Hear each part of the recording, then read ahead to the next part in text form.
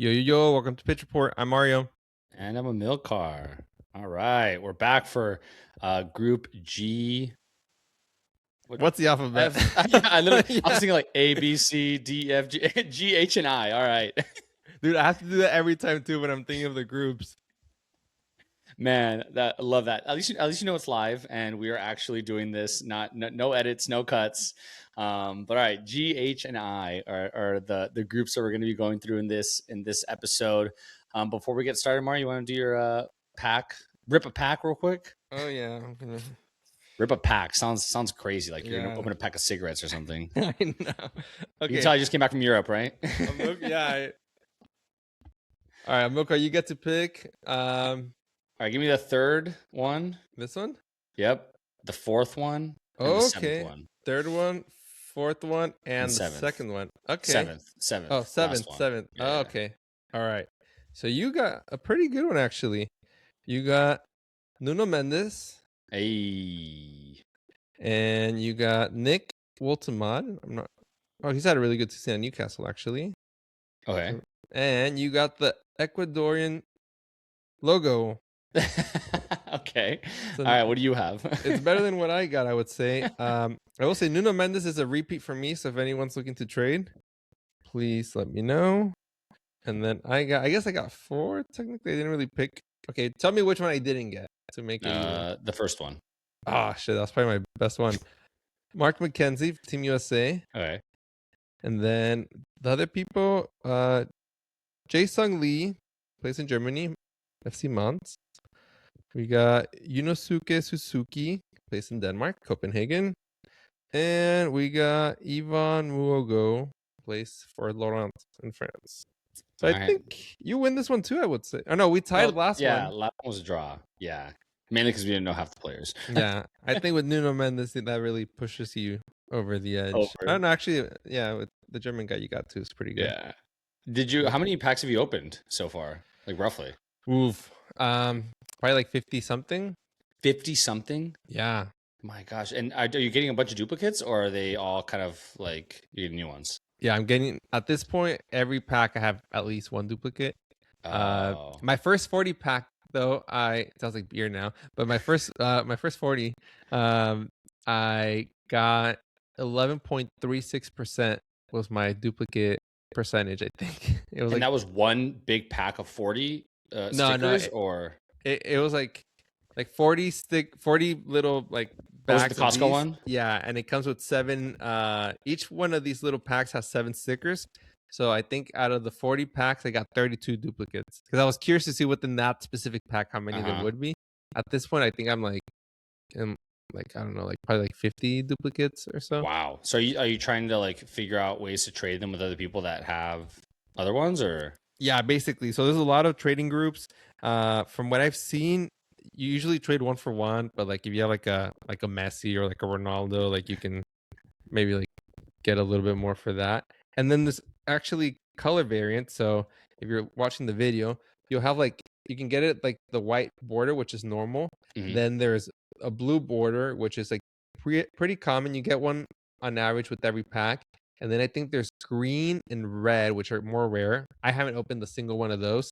And then the ultra rare is the black border, which is just 1 of 1. Like there's only 1 of each player with like a black border, for example. Okay. And I think like I want to say like a Ronaldo or a Messi like black border last year went for like, or last World Cup went for like over 100K.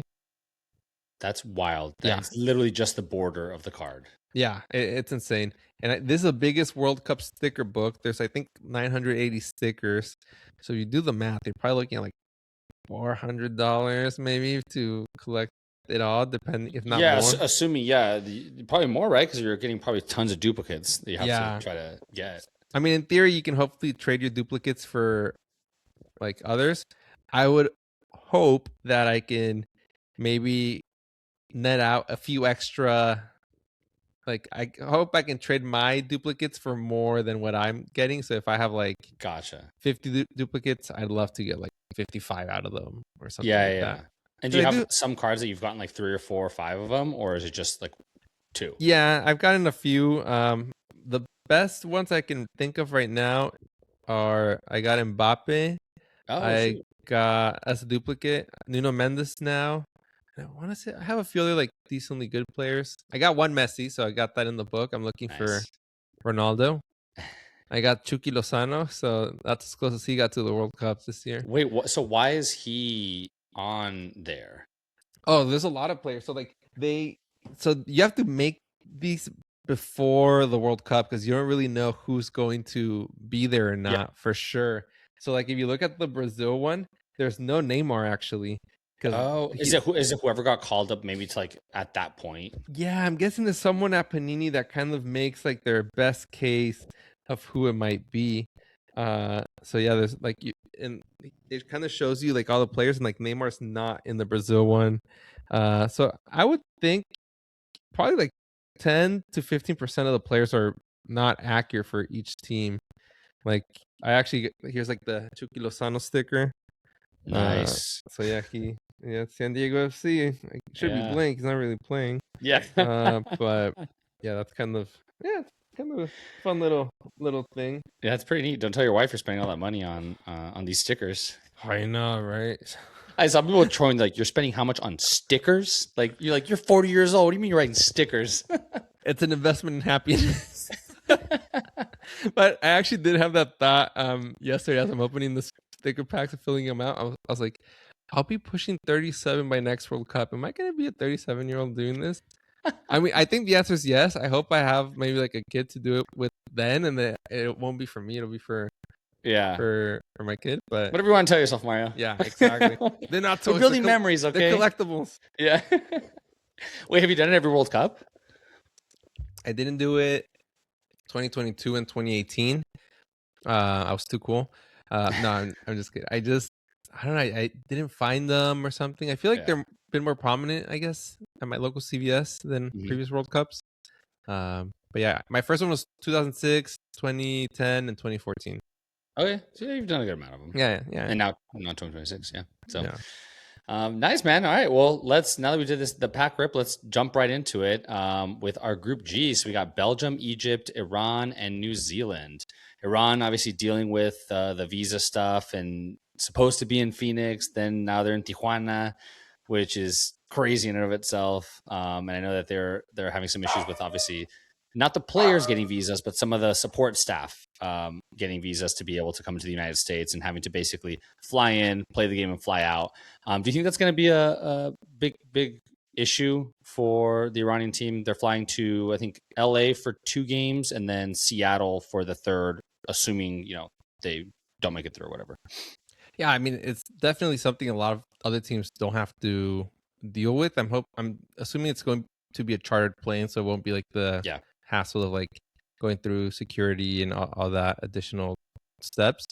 But yeah, it definitely sucks. You have people that you were working with, like your physical staff, your trainers, whoever it might be, like to prep for the World Cup, and it's something you might not have. So yeah, it's an unfortunate situation. You would hope that in tournaments like these, it's just an even playing field and it's just like on the field. So definitely feel for that circumstance on the team. And yeah, I think it'll be a little bit more challenging. By game 3, it won't really matter. Even if, and I'm not even saying assume that they're not going to make it through, but they'll have a little bit more time to kind of prep and stuff. I think between game 1 and 2, it's just like an additional thing you got to do, Yeah. Do you think it'll play an impact? Yeah, and they're playing Inglewood both times. It's is New Zealand the first one, and then against Belgium at SoFi. Yeah, I mean, I think it's going to be an issue, right? I think at the end of the day, but I think they were originally slated to be in Phoenix, so it's not like they were not going to be doing any travel. Yeah. You could argue that they're going to be doing less travel, maybe from Tijuana to LA than from Phoenix to LA. So maybe in terms of the travel, I think it would just be whatever the customs situation is.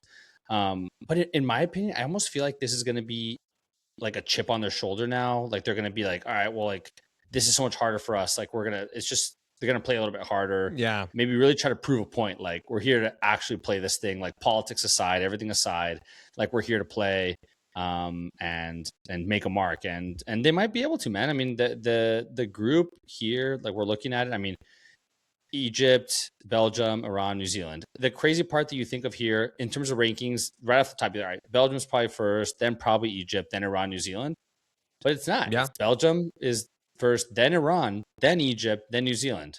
But Egypt has that Mo Salah, Africa, African Nations Cup, like all that stuff that they've kind of had the name that they've kind of built up.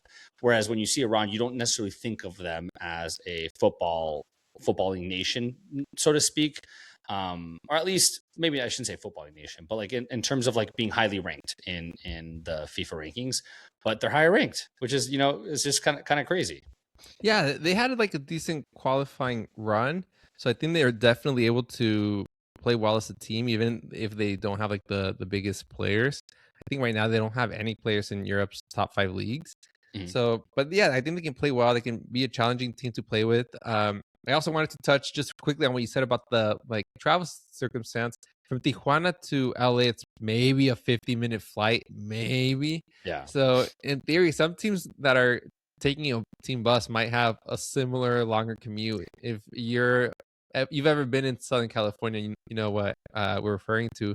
Even like Team USA, they're based out of Irvine, so SoFi Stadium can easily take you, which is in Inglewood, could easily take you an hour on like a bad traffic day. I'm sure they'll have like police escort and all that, so it'll be Yeah. as fast as possible. But yeah, arguably speaking, the commute might not be all that much different from other teams that they're playing with ultimately. But going back to like the teams you mentioned, and just to give New Zealand some credit, you might be familiar with this, but Spain can say they won the World Cup in 2010, but New Zealand can say that they were the only team to go undefeated in the 2010 World Cup. Did you know that? I'm guessing they tied all 3 of their games, right? Yeah, Yeah, they because I know that tied. Spain the first time that any winner had lost their first matchup, and then I think it's happened. Funny enough, I think the World Cup after that, the same thing happened. I think Argentina lost their, or no, 2 World Cups later. I think Argentina Yeah, lost the opening Saudi match, Arabia. and then so kind of funny, but yeah, that's hilarious. 3 ties, and that doesn't get you out of the group. 3 Yeah. points, man. Yeah, another thing, like something that Iran and Egypt and New Zealand have in common is neither one of them have actually ever won a World Cup game. So they'll both be looking to be the first, Wow. like to get their first World Cup win. That's crazy. You would have thought that, at least I would have thought that Egypt had won a game or won a group, or Yeah, maybe me at least too. even like advanced to the knockouts, just based. And I guess I'm saying based off the players, and I'm just thinking about Mo Salah Yeah, being there, totally. and just think. I mean, you think like a player can carry a team, but like I guess this makes you realize like how far can one person really like take a full football team. Well, I actually did have a very specific player in this group that I think is a total difference maker, and I've seen it time and time again. We talk about Champions League a lot, and Thibaut Courtois. If there's one person that can be influential in a game, I don't think I've seen firsthand, like at least like on TV in recent memories, an individual make more of a difference in so many games. Thibaut Courtois, especially in the Champions League, has kept Real Madrid in so many games. So that's someone that I think could really make a difference. It'll be more important, I think, in the like later on in the groups. But that is the one player I would say is a true like one man difference maker compared to like a lot of other people in this group, and maybe even in the whole tournament. Yeah, and I think as a goalie, you can be the like it's or not you can be the difference maker, but it's more obvious when you're just because obviously saving a goal, that's the difference of 1-0 or 0-0, right? Like Yeah, that exactly. you can very clearly see it. But you don't think about it when someone scores a goal or something, or misses a chance or whatever it may be. But yeah, I think Courtois is arguably the best goalie right now in the world, if not one of the top couple goalies. And he's kind of the last bit of that Belgium golden generation, right? Where we thought that they were going to win the World Cup. 2 World Cups ago was probably like 8 years ago was probably their best, where they had the Hazard brothers, they had Fellaini, they had Courtois, they had just a star-studded team, and that they kind of couldn't finish it then. And now they have obviously a much weaker, at least comparatively. Yeah, I mean, some side. of the leftovers, I will say. No, I mean, but De Bruyne is still playing. Yeah. Lukaku is. I'm kind of surprised that he like still made it. from like that golden generation. Yeah. But but who knows? Maybe it might be just enough gold for them to make a deep run in the tournament. They also have other like good players like Doku from Manchester City, so they have a lot of pace. So I could see them having a good run. And I'm gonna throw one more like fun fact about Iran, and they've actually never made it out of the group stage. So with these things, Egypt's never won a World Cup game. Same for New Zealand, and Iran's never made it out of the group stage. The way I kind of see this is it's Belgium and then everyone else in this group. I don't know. What's your interpretation? Yeah, I think so as well. And the interesting part with Belgium, and kind of I didn't think about it until you brought it up, is like I think a lot of their whole golden generation thing was, a lot of it was pressure. It was they were expected to get to a World Cup final, win a World Cup, get to a semi, something like that, right? And now the expectations aren't really there, or at least as heavily as they were before. And with all the talent that you kind of mentioned, like they're still there, you know, they still have a pretty decent team. So maybe now with that kind of pressure off their backs, they're going to be able to perform better. But I agree with you. I think it's Belgium and then the rest in reality. I would say this one is probably even, maybe you could argue, like the most split off, being like one top team and then the three, more than some of the other groups that we've seen. Yeah, I would say so. Even though maybe the FIFA rankings might not say that, I agree with you, and I think we're both pretty much on the same page for this one. Yep, totally. The thing that I could see happening here, it going Belgium and then, or like the Iran Egypt, I could see that potentially flipping, and having Iran move through. Also, Iran could be a third place team. It's so hard to tell now that there's that third place like wild card that, you know, depending if you play your cards right and you get one more point, maybe like you draw against Egypt or, you know, something like that, and you end up making it into the group stage. This could very much be like which I think is what you're suggesting, a Belgium 9-point situation, and then every other team maybe beats each other, so they end up with 3 points. So at that, then it gets to go difference for second place, and then the other teams are just probably SOL out of the tournament. Yeah, and only because like you said, they beat each other up, and then you end up kind of everyone gets 3 points, or everyone's at like 2 or whatever it is, right? Yeah. But yeah, I think that's probably how it's going to be. I'm pretty confident with the Belgium in first place. Egypt, Iran, it could be a toss up for me in that one. Yeah, it's probably Mo Salah's like last chance.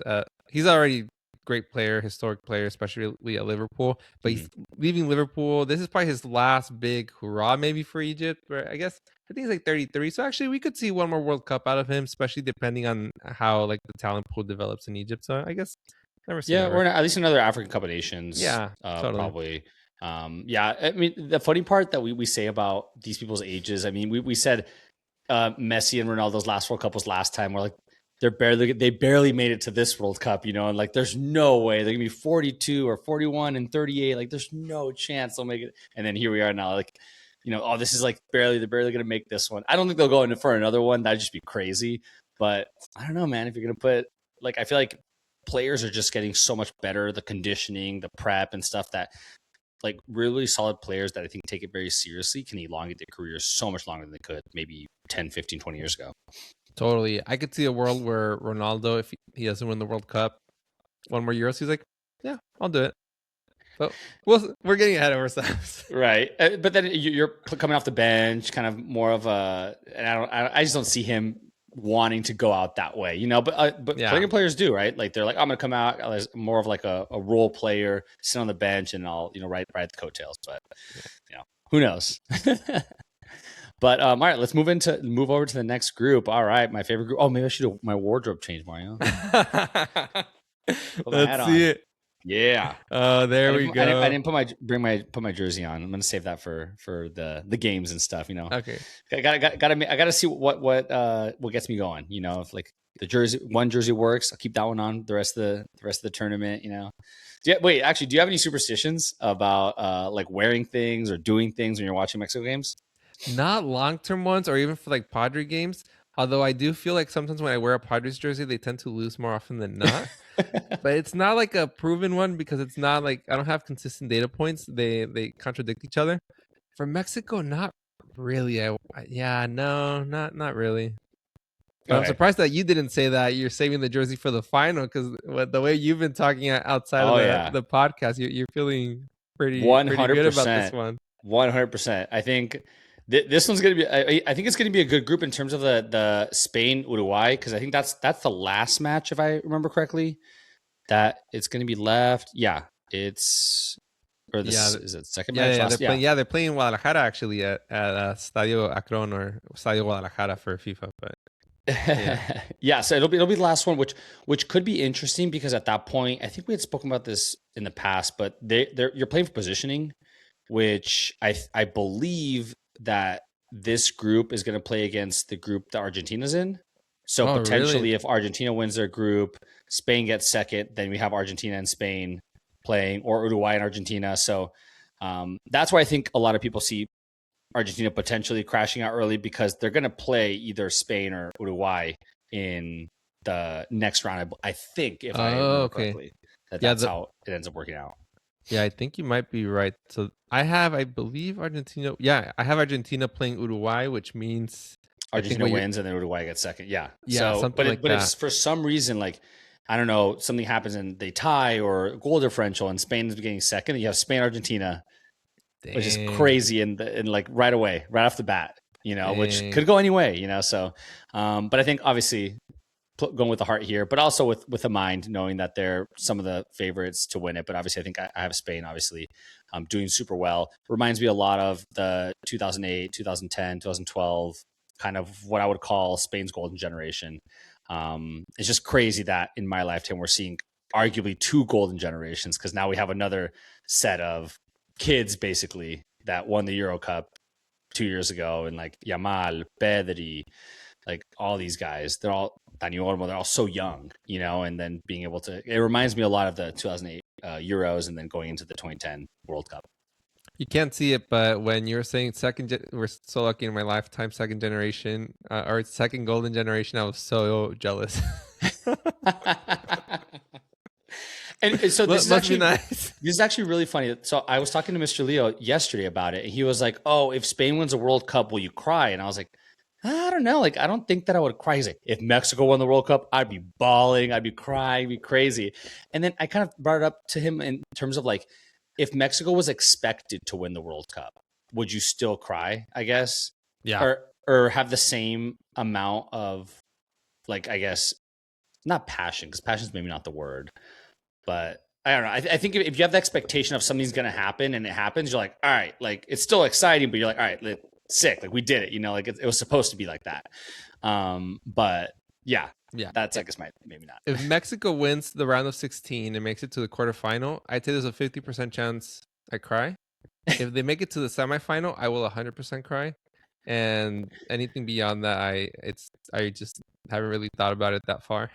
Oh my god, that's so funny. Yeah, I think for me, because he was asking me if I cried in the 2010, I was like, no, I didn't cry in the 2010. Like maybe I'm just like, maybe I'm not emotional with, like, when it comes to sports. Like that's not really what makes me emotional.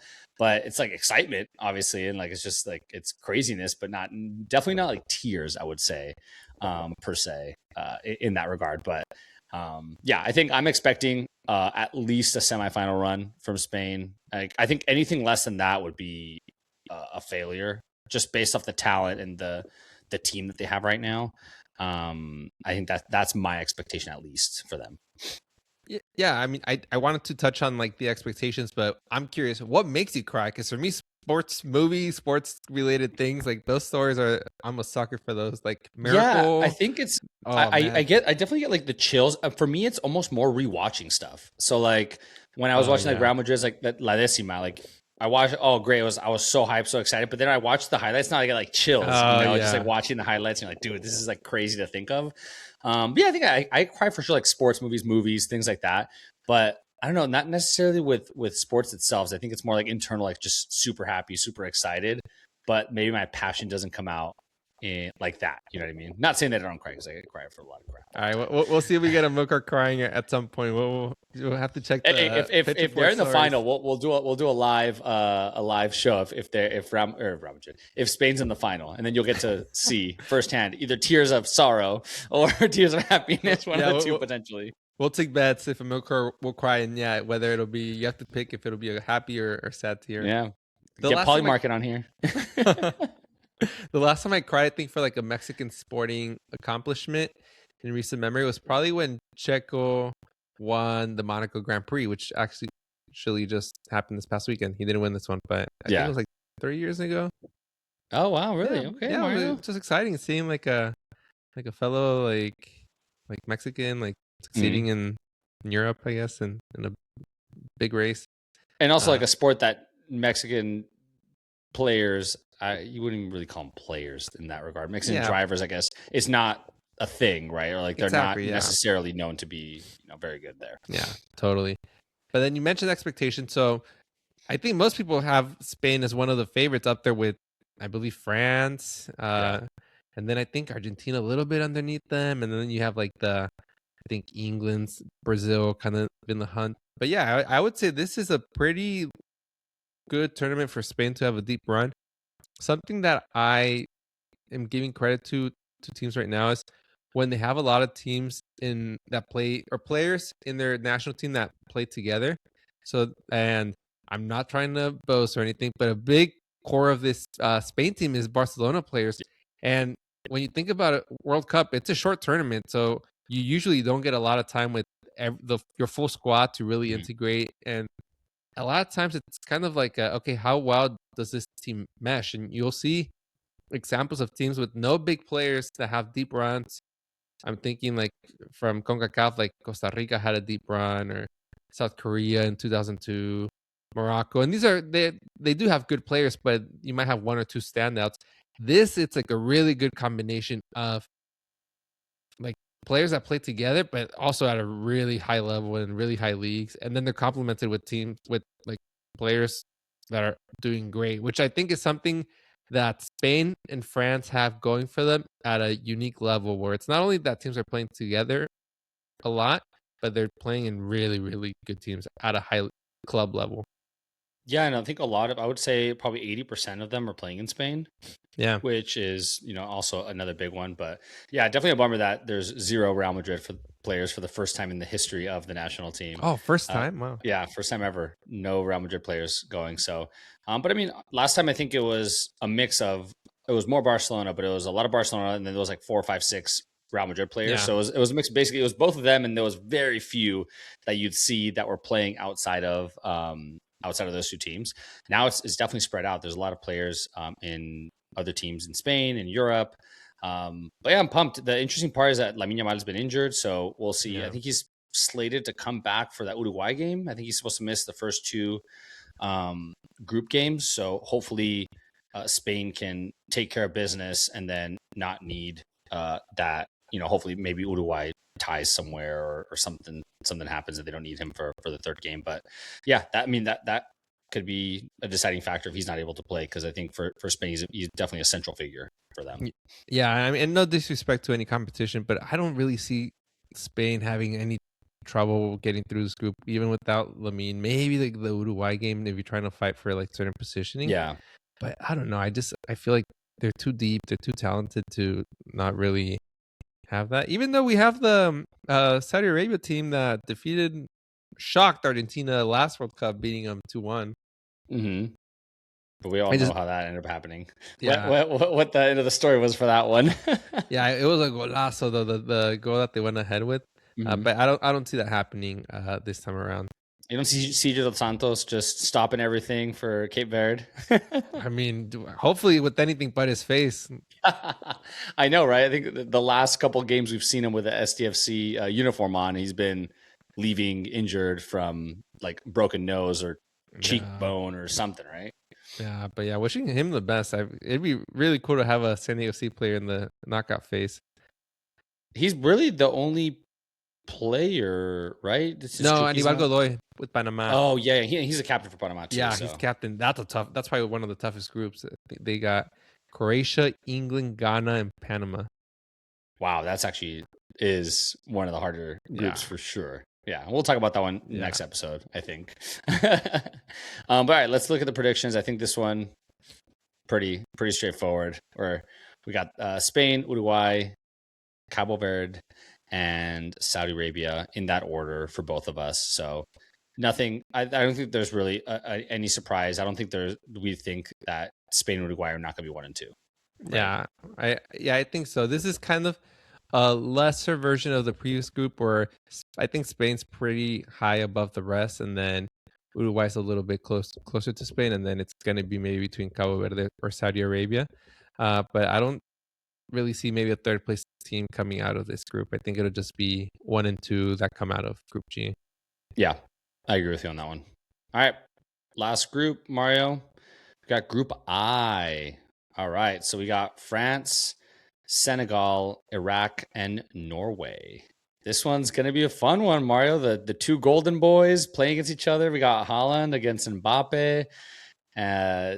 What are your early thoughts on this? This is a pretty tight group, I think, between at least 3 of the teams. France is probably the most stacked team, I would say, going into the tournament. And there's really good teams, but just France, you look at the lineup and you're like, dang, like it's insane. They could feel like 2 teams. And it is really crazy. I think most teams you have like good players and then like 2 or 3 stars that are playing at like top teams and they're like the bigger heads of their teams. France, they're all in like top teams. Mm-hmm. Like it's insane, like how stacked they are.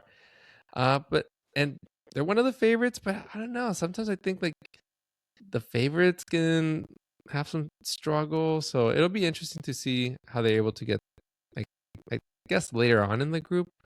But it'll be I think their group for sure. And then Senegal, Norway's actually has pretty good players as well in many different top leagues around Europe.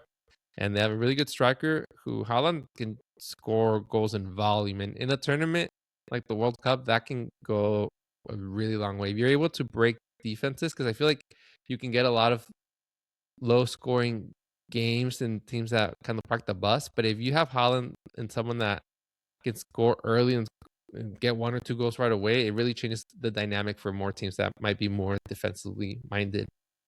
Yeah, no, I completely agree with you.